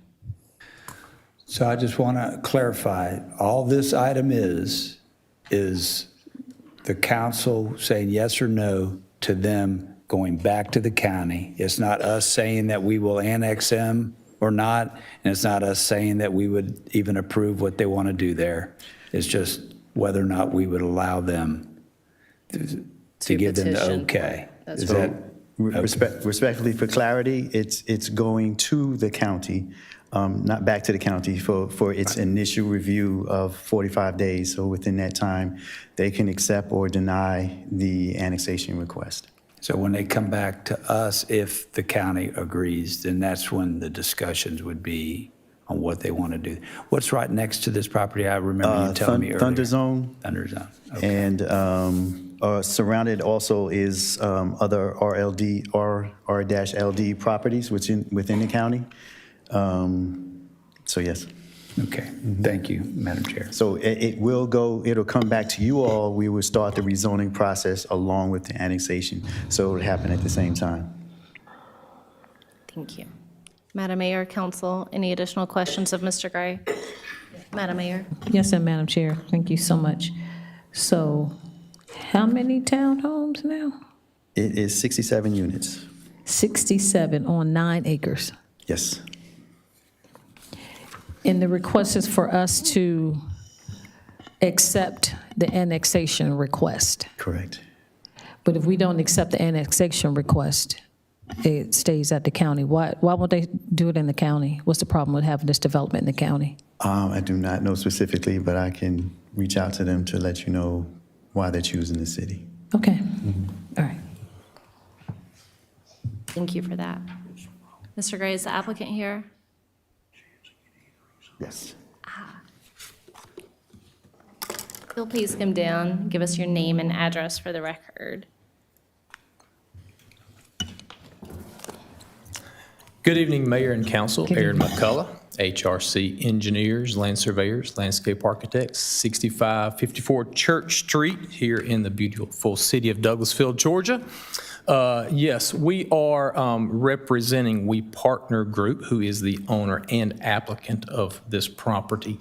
And as Mr. Gray said, this property is 9 acres approximately. And if you're standing in Bright Star Road looking at the Thunder Zone Bowling Alley and Entertainment Center, this property is directly to the right of that. So Thunder Zone is in the city. The rear property, which is, as I like to call it, the old Walmart facility, is also in the city. So this is surrounded on 2 of the 3 sides by current city limits, the 4th being Bright Star Road. Yes, this is planned for a PRD development, 67 townhomes. But as I know, and as Mr. Gray explained tonight, I believe tonight is the acceptance by the city for this petition of annexation, which starts the clock with the county and gives them their appropriate time by law to make their assessment and render their decision back to the city. So thank you for hearing this request. And as a side note, this is the first time I've been in this auditorium since it's been renovated, and great job to all of you with the city council and the city staff that made that happen. So, Thank you for that. yes. I think we love it as well. And thank you for your presentation, answering a couple questions. If you don't mind, I do have maybe just one or two more Sure. questions for you. Well- Can you please tell me what the intentions are of these townhomes? Will they be for rent or for sale? Yeah, so at this time, they are totally for sale. Okay. Okay? Yeah, no rental intention at this time. Okay. And will there be any, and I may have just looked over it, are there any amenity packages with this one?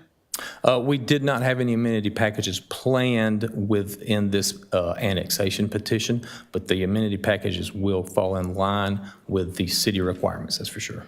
Okay, I appreciate that. Thank you. That was the only questions that I had at this time. Madam Mayor and Council, do you guys have questions of Mr. McCullough? I do have a quick question, Madam Chair. So it's a question I asked Mr. Gray. Why wouldn't you try to do this presentation or this development in the county where it's already, where you're located currently? So the city, we are abutted by the city as well. And on two of those three sides, annexation into the city, conducive to a lot of the zoning requirements with the PRD zoning, help make this piece of property work with what the owner and the developer desire to be done. As part of that as well, they would like to be a part of the city to participate in city services and the use of the city facilities. Okay. Okay, thank you. Okay, thank you for that. Anyone else? No? Okay. If there are no further questions, you guys, let's go ahead and put this one to bed for this evening. Mr. McCullough, if we have any questions, we'll just have staff reach out to you, if that's okay. Thank you very much. We'll take this item up on Monday. Madam Mayor, that is all that I have this evening for planning and development. Thank you so much, Madam Chair. It's not a bronze star like the Mayor Pro Tem. You get the gold star for handling those items under that committee. We'll move on to the next committee, and it is Public Improvement and Beautification. It's chaired by Councilmember Nicole Miller as well. Yes, ma'am. We have no business this evening for Public Improvement and Beautification. Thank you, ma'am. Public Relations Committee, chaired by Councilmember Samuel Davis. Yes, we have one item, Madam Mayor, is to adopt a resolution to recognize and celebrate April 20th through the 25th, 26th as Georgia City Week. Mr. Jason Post, please, sir. Okay. Good afternoon, Mayor and Council. Jason Post, Community Relations, 6758 Spring Street, I think. As you know, Georgia Cities Week is a celebration of the Georgia Municipal Association to highlight the importance of cities and city services across the state. Each year, we pass a resolution to recognize this week, and we also, as a city, host a number of events throughout the week to highlight all of our city services, from our Public Services Department to our Public Safety Department, and all of our boards and authorities and commissions and volunteers. So we have a list of events that we will be having during this week, starting on Saturday, April the 18th, with our Earth Day extravaganza, which will be at our new recycling center. Also on that day, the Police Department of the Public Safety Complex will be hosting a music festival and barbecue cook-off. That Thursday, we will be recognizing all the volunteers on our boards and authorities and commissions, as well as our Dock to Road organizations, at a volunteer appreciation dinner on Thursday night here at the Conference Center. Followed by that, on Friday night, our Parks Department will host their Hearts of Douglasville volunteer appreciation dinner, which is focused on our coaches and mentors who serve in our parks programs and our athletic leagues. And then on Saturday, April 25th, we'll wrap up the week with our regular spring recycling event, and I believe the PD is hosting their annual DEA pill take-back event as well. So we encourage everyone to come out and celebrate with us Georgia Cities Week and attend some of these events and activities and appreciate all of the different services our departments provide to the community. Okay, Mayor and Council, any questions? Looking left. Looking right.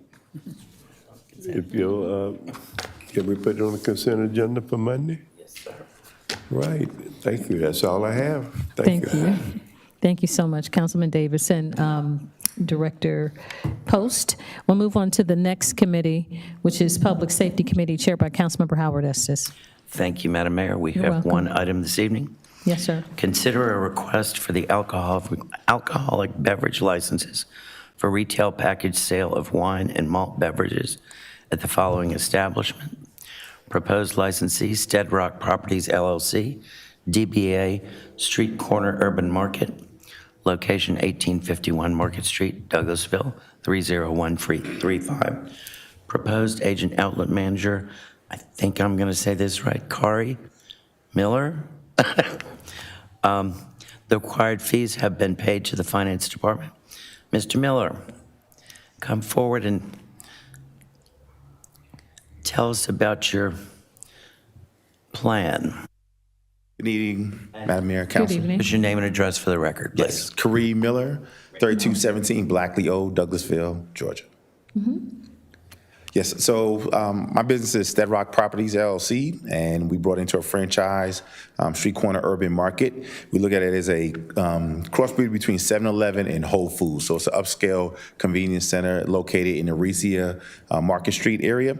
So it's close and adjacent to apartments and also residential area. We serve hot food, beverages, candies, and proposed the beer and wine. Thank you, Mr. Miller. I can say this is right next to Tributary, and Yes. our community is very excited about this. Can you talk a little bit about what training your staff will go through to make sure you're following all laws for sales of alcohol? Sure. So we basically have 3 tiers of training and processes. Our first tier is orientation, where we talk about the sales of alcohol, and only you have to be 21 or older to sell, and how to look at card IDs. And we also have a display that has the age and the date that you'll have, to show your ID. And the last tier that we have is also, we have a scan ID. So in our point of sale system, you cannot sell alcohol, tobacco without scanning the ID. They did have an override on that if you were 30 over that you press. I disabled that. So we cannot sell. The process is we cannot sell at all unless you have an ID, a valid ID, being 21 years older. Wow, I had not heard of that. That's great. Madam Mayor and Council, anybody have any questions? I don't see any. I have one more question. Yes, sir. When are you going to open, assuming this gets approved? So we have our soft open will be this Saturday. We'll be open from 10 a.m. to 7 p.m. So everybody's invited. I'm going Please to be come out of town, or I'd be there. Oh, okay. And we'll probably have a grand opening a little later, but our official date for opening is going to be this Saturday. Very good. It's next to where Oz used to be? Okay. So. No, it's at the corner of the new building, Oh, in the new building, okay. closest to the Just Love coffee shop. Correct. Okay. And I know you've had some issues getting construction finished and everything over there, so congratulations at getting to this point. Thank you. Madam Mayor, yes. Thank you, Mr. Chairman. Thank you so much for coming to present to us, Mr. Miller. So street corner urban market. Correct. Got it. Okay, street corner urban market. Have you have an experience? Has this been done anywhere else?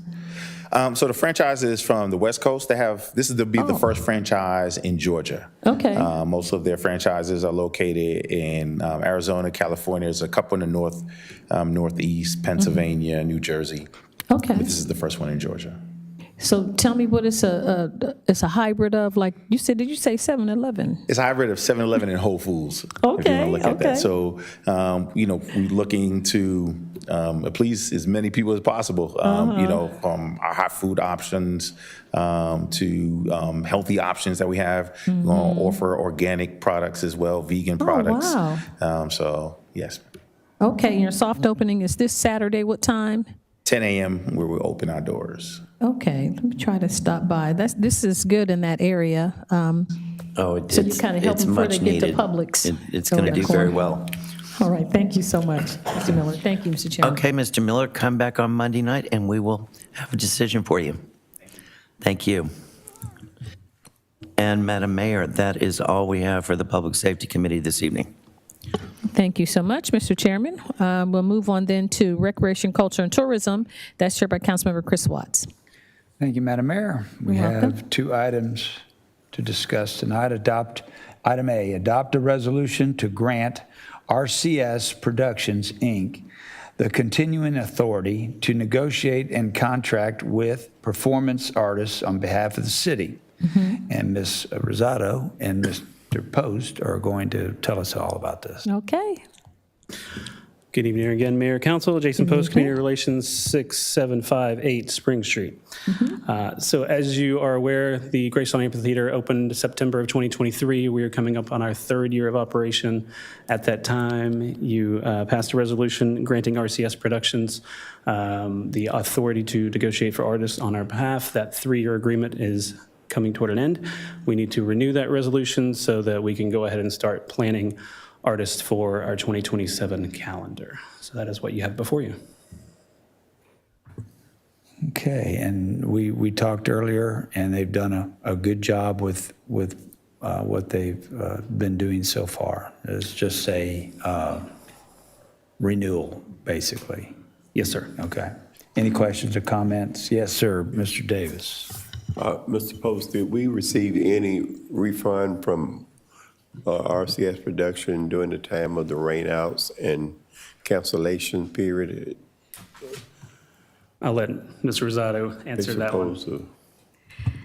For, excuse me, for our rained, Samantha Rosado, 6700 Church Street. For our rained out concerts, those were insured. And so we still had to pay artists, we still had the catering, we still had staffing. And so all of that was insured, and then we just had to pay out the deductible, and then we received the rest of the monies back. Did they give us, what, do you know the fee that they gave us back? Each concert was different just because the amount we pay for insurance, excuse me, the amount that we pay for insurance depends on the total amount of the production that was. And so it just differed on a case-by-case basis, but I can provide those numbers to you. Okay, so on several different occasions, so we get refunded, get some money back, right? Yes, sir. And then the 2026 concert, the whole series so far has already been insured as well. So we have an event cancellation insurance on all of the concerts. Okay, so have we put this out for bid? This has not been out for bid. This was just a renewal of the resolution from 2023. It's a lot of money involved. City Manager, is this required to be bidded for? It's professional services. You don't have to. You all were looking for a municipal production company to help you. RCS does municipal contracting. Mr. Post can give you some information on companies that he researched based on request. So we have that information.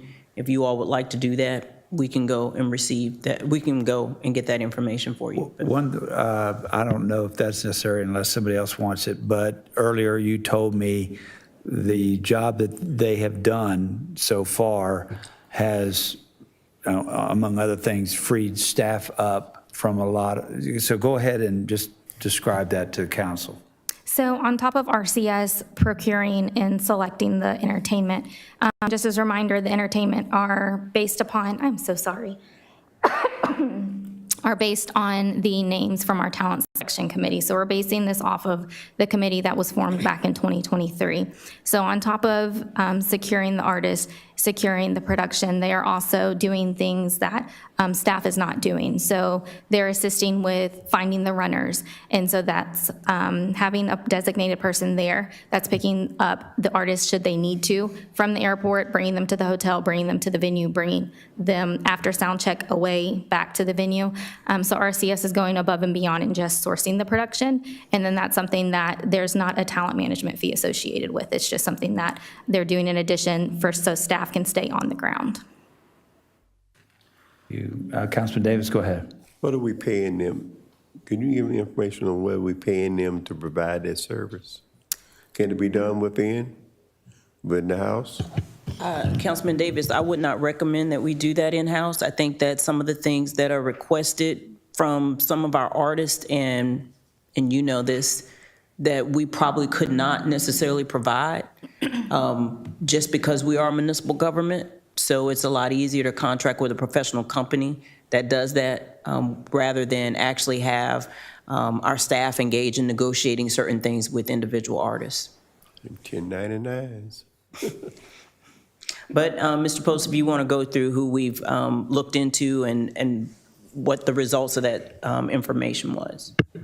Yeah, so we did want to do our due diligence and look and see who else was out there that were comparable services, because we have a kind of unique formula that we deliver here at the city, pulling the national acts that we do, but offering them for free, but ticketed. So it is a kind of a special format, so there's only a handful that really do what we're looking for, that also have the municipal experience and background, because we wanted to find someone who has that experience working with local governments, because we know we are a very different body than some of these private amphitheaters that are putting on concerts. We have some different stipulations we have to abide by. So looking at the ones that we found, nobody really surpassed what RCS was doing as far as experience and capability and the price that they were giving us. They were either newer and didn't have the experience. Some of them had been around for a while and had the experience, but they weren't delivering anything above and beyond what RCS was already providing. Moreover, looking at these cities that some of these other companies do serve, most of these companies are working with 2 or 3 cities. RCS is working with 20+ cities around the state. They are by far the most utilized municipal entertainment production company in the state of Georgia. It seems like most of cities that have amphitheaters are working with RCS in some way. They seem to be the premier one out there. So that helps us to have that kind of stable background. They clearly can do the job that we need and do it on a municipal level that makes sure that we're not doing anything that we don't need to be doing as a city government. So yes, we did research all those to make sure that we were paying a fair price for the service we're getting. Thank you, Mr. Post. Anybody else? Yes, I'd just like to say I think RCS has done a fantastic job, and I fully support this resolution. Thank you. Anybody else? Yes. I'm just in agreement with Councilman Estes. I yield. One thing I didn't see is the price gone up from the last contract we had with them, and how long is this renewal for? Is it, I can't remember, 3? The initial was 3 years. This will be a renewal for another 3 years, and same fees, no changes. Okay. All right. Anybody else? I did. I'm so sorry. It says to negotiate for 2026. I don't see where we're going beyond. Unless I'm seeing the last whereas. For a period of 3 years. Okay, I apologize. Just had the dates in there. I was looking for 2030 or something. So I agree. I think they're doing a phenomenal job. I really like the variety of artists that they bring, and they've been very good to work with. But those things that they do on the side that they don't have to provide for, we do pay for extra security. Is that correct? Which is separate from this altogether. It's separate from this. But if we were to put the other price out, then it's kind of telling the competitors what we're paying, so then they'll know what to bid, right?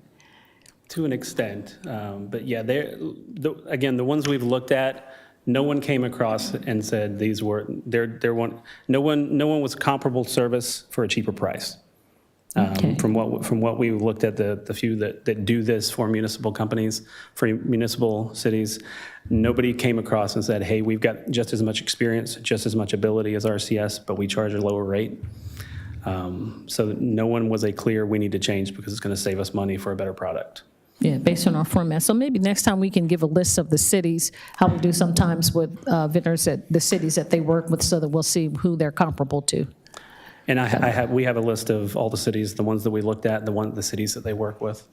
We can provide those to you. Okay, I'd like to see that whenever you have an opportunity. Mm-hmm. Thank you, Mr. Chairman. Davis? I would like to see that list and the one that you reached out to look and see what kind of experience that they have. Chief Sparks knows a good one that's been working with Stockbridge and a lot of more of those. And so I was just wanted you to reach out to them. You want to talk about Stockbridge? Or, so, and we did, and Bailey as well with the conference, with the amphitheater, did a whole lot of research on who is providing services for the different venues. I know Stockbridge was one of them that they looked at. Jason, I can address But- Stockbridge. Yeah, Stockbridge is actually, the city of Stockbridge has a separate contract with a amphitheater management company. So they are different from us from the standpoint that there's a third party completely involved in the entire management of their facility. So they don't operate the way that we do from the standpoint of staff managing the operations of the facility. Correct, and that's one of the other ones that we did ask about was Live Nation, which is a very popular one. We did ask just to see what that was. Yes, sir. And essentially the response we got back, the Live Nation was not interested in managing a municipal amphitheater. That's not really the formula that they do. For the most part, they come in and they take over an amphitheater and they manage it, they run it, they program the shows, they sell tickets. We would fully lose control of the venue entirely. So that's, they had no interest in our facility.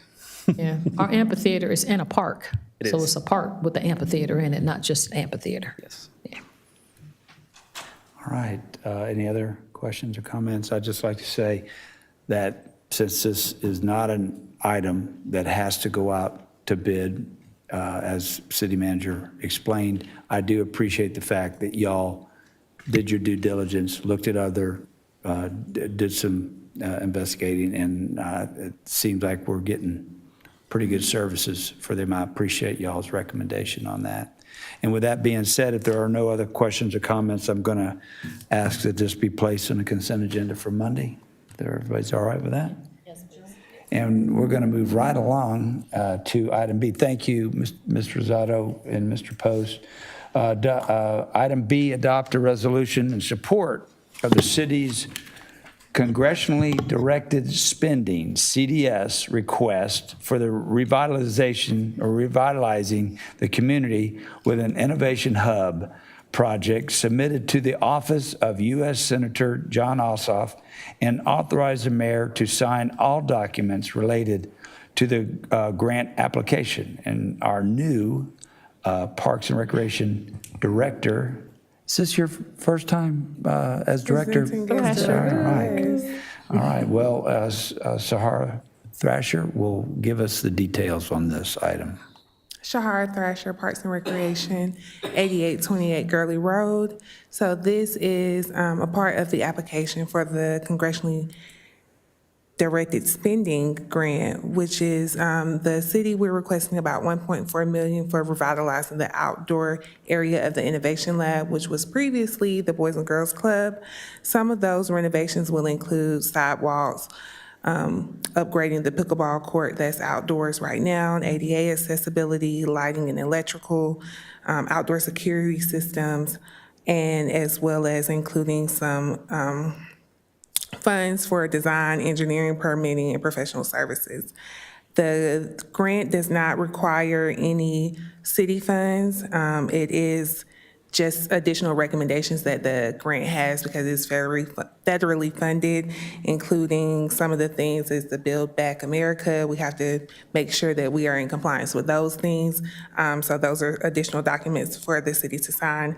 But there's no other commitment that the city has to make, just adhering to those federal requirements. And any questions? And did I read something that you provided with me earlier, the estimated amount? Could you, what the grant would be for?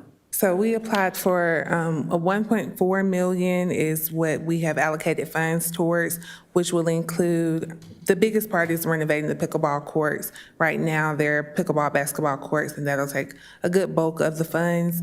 And then also just additional sidewalks, as now we want to make sure that that area is accessible in the park that is a hot walking area. You see a lot of patrons walking up and down, so we want to make sure they have some access with some sidewalks, as well as lighting, electrical, outdoor security. So this is all of the outdoor portions of the renovations for the facility. None of the projects can begin until the amount the grant is awarded and accepted. And so these were some of the renovations we knew that could be waited for, grant, hopefully acceptance. Okay, I love the fact that y'all found this grant and there's no match. It's, any questions or comments? Ms. Thrasher, is that it? That's it. Does anybody? Yes, Madam Mayor. Thank you, Mr. Chairman. Thank you, Ms. Director Thrasher. We appreciate the opportunity. Certainly, once we see if the council will approve this, I'd like to send a letter to Senator Ossoff and thank his office for this opportunity for revitalizing the community with Innovation Hub. And I wanted to know about, you said pickleball courts. Is anything going to happen with the tennis courts? Or they're just gone forever and ever, amen? So the tennis courts have been resurfaced. Okay. The tennis court sits down at the bottom of the park, and the pickleball courts are the ones that are right next to the old Boys and Girls Club. So right now, there's some pickleball and basketball courts. One of the things we want to make sure we do is, now since the indoor of the facility is open to the public, there will be access to a basketball court once the renovations are completed. So we've been trying to design what we want that space to look like. In the city currently, those are our only pickleball courts. So if we could really revitalize them and make them true pickleball courts, what pickleballers really want to see, that's what we want to do. Okay, I just knew that used to be the tennis courts for young people at the Boys and Girls Club. Yes. So the tennis courts that are down at the bottom, are they they're for everyone? Yes, They're not delineated for young people to have any lessons? So we do provide some lessons for our younger youth. kiddos. We also do some different programs. One of the things we're working on this summer is getting an instructor in to partner with us to do some additional trainings and opportunities. But right now, it is still rented with USTA. A lot of the high schools host their matches there as well. And we just completed some renovations there earlier this year. Okay. I'm just concerned about young people. I know my son used to take lessons when he was like 5 or 6 or something crazy, but it does help with your hand-eye coordination and all that with tennis and young people. All right, thanks so much. You're welcome. Thank you, Coach.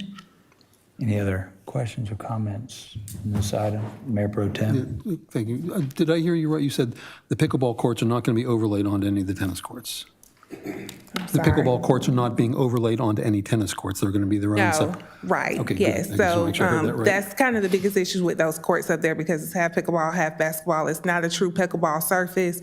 And so if we want to do it, we want to make sure they become true pickleball courts. I can tell you as a tennis player that it's very frustrating to have pickleball lines on tennis courts because they're very distracting. Right. You're adding another set of lines that throws your game off. So we want to not that my game is separate that them. good, but just I'll take any advantage I can get. Thank you. Thank you. Thank you. Any other questions or comments? All right, I'd like to request for this to be placed on the consent agenda for Monday. Madam Mayor, thank you, Ms. Thrasher. Madam Mayor, that's all I had tonight under Recreation, Culture, and Tourism. Thank you so much, Coach, and thank you, Ms. Thrasher. I'm representing Parks and Recreation. We'll move on to item 15, Technology and Technology Committee, chaired by Councilmember DeVitri Caldwell. Thank you, Madam Mayor. We have no business under the Technology Committee tonight. You're welcome. Thank you, Councilmember Caldwell. Transportation Committee, chaired by Councilmember Elena Hudson. Thank you, Madam Mayor. We have no business under the Transportation Committee this evening. Thank you, ma'am. Under other business, do we have any other business to be handled by council tonight from council members?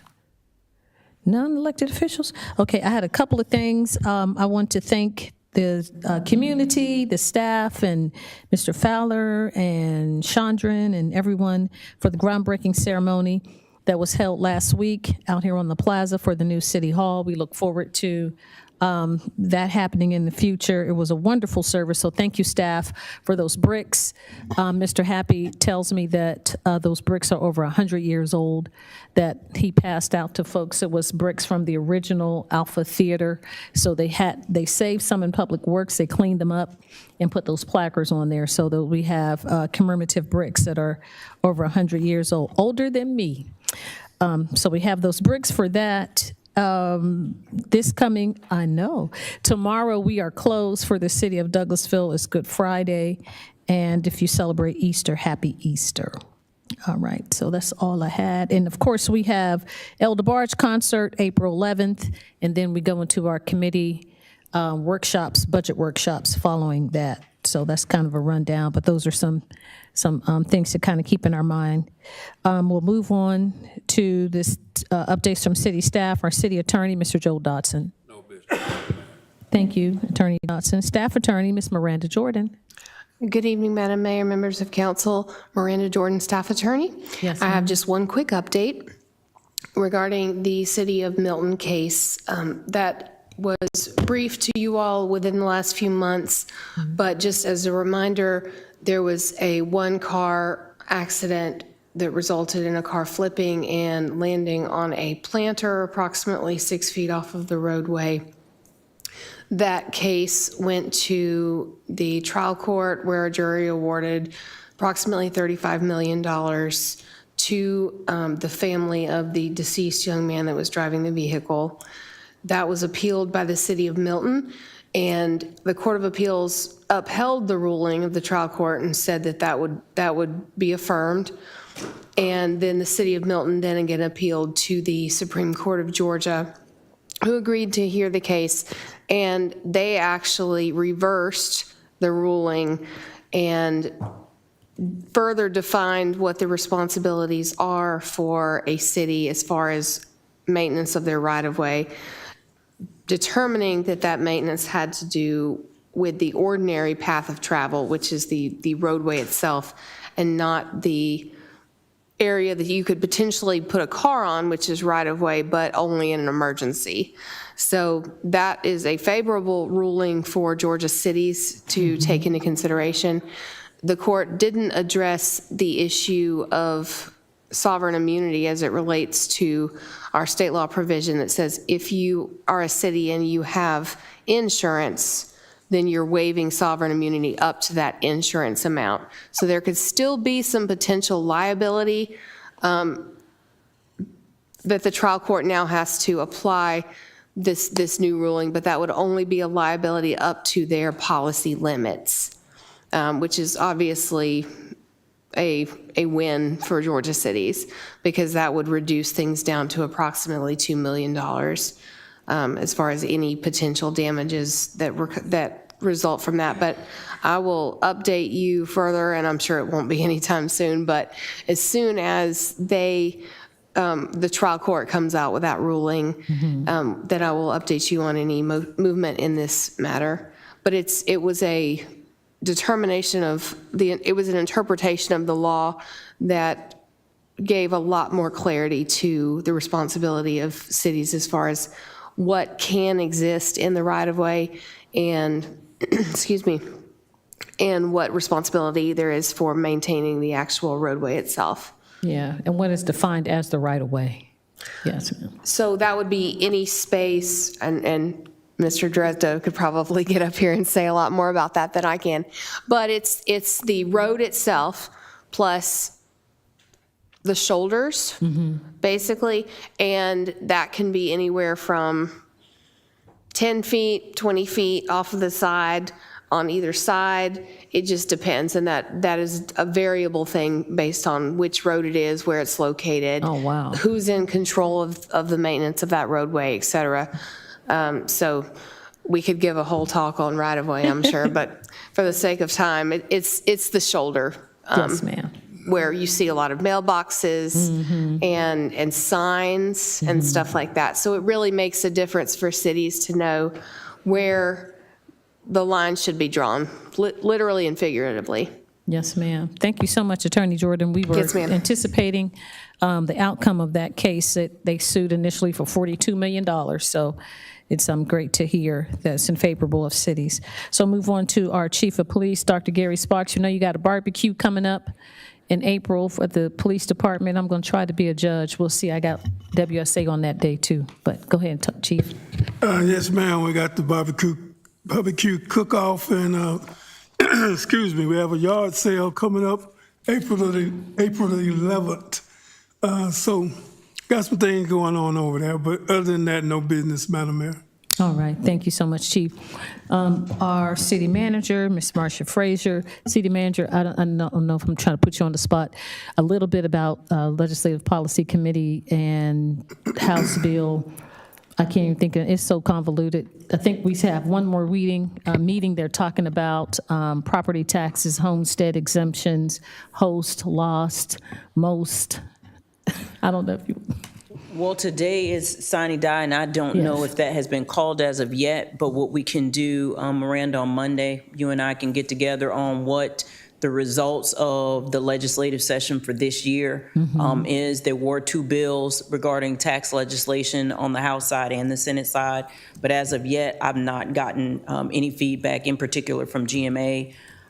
There are some conversations that are being had on the attorney side of things as well as on the city side of things, so we will have a better comprehensive update for you on Monday. I know we're going back and forth every week. It changes.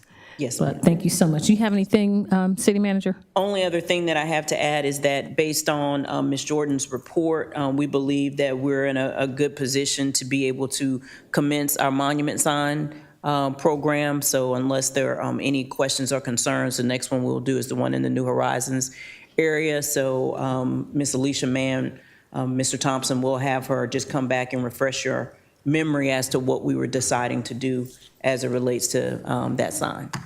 That's all I have. Thank you so much, City Manager. Now is the opportunity for any citizens that may have, do we have any staff reports? Oh, I apologize. Comments from citizens and delegates. If you sustain the meeting and you'd like to speak to us, please come forward, give us your name and address for the record, and you have 5 minutes to talk to us about any business germane to the city of Douglasville. I don't see any takers. All right. If we don't have any other business, I apologize. Oh, Councilman Davis, I'm so sorry. Go ahead, Councilman. Yes, will that be an Easter egg hunt this weekend? Can you come down and speak a little bit? Would be. I just doing the check for, I'm going to ask City Manager how much we pay for these eggs, these plastic eggs. It's $1,400. Please speak on it. Good evening, John Penn, Assistant Director, Parks and Recreation, 7775 Jesse Davis Park Drive. Good to see you. Good to see you as well. Thank you. Yes, we will be having it this weekend. It will be from 10 to 1 at Jesse Davis, and the hunt will start at 11:30. So we'll be utilizing the turf artificial football field this year to host it. You get to Councilman Davis, 11:30? 11:30 to what time? The full event is from 10 to 1. The actual hunt will start at 11:30. And it's sponsored by who now? City of Douglasville. Oh, okay. Not the AKA this time? No, I think they had another event this upcoming weekend, so they couldn't meet it. But Ayers Distribution Company is doing the toy and the candy-filled plastic eggs, right? Mm-hmm. Okay. So there's going to be a lot of eggs out there, Councilman Davis. Yes. A lot of eggs. So how are you advertising? They just automatically know? Is it on the website, on the reader boards? Yes, social media, on the displays as well. They've been out there as well. Okay. I want to make sure the community knows so the kids can get geared up. I hope so. All right. Supposed to have a guest, but all righty. There he comes. Oh, we have a speaker. All right, citizens and delegates. We have a delegate, former CEO, Michael Thurman. Good to see you. I'm used to seeing you at ARC meetings, but I know you're a candidate. So if you want to come forward, give us your name and address for the record. I know Councilman Davis invited you. I'm Mike Thurman, DeKalb County, former DeKalb CEO and in town this evening.